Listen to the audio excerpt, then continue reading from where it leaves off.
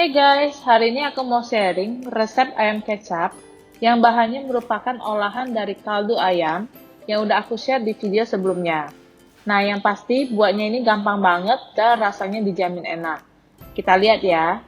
Pertama, kita perlu ayam, lalu bawang putih, kaldu ayam, gula, garam, kecap asin, kecap manis, dan minyak goreng secukupnya. Sekarang, cara membuat. Pertama, panaskan wajan dan beri minyak goreng secukupnya untuk menumis. Masukkan bawang putih ke dalam wajan dan tumis sebentar. Masukkan ayam kampung yang sudah direbus, lalu tumis sebentar. Masukkan kaldu ayam,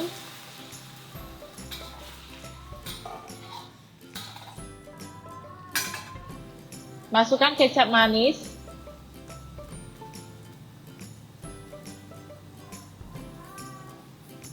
kecap asin,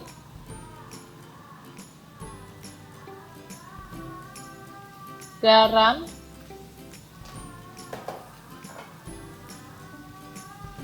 gula,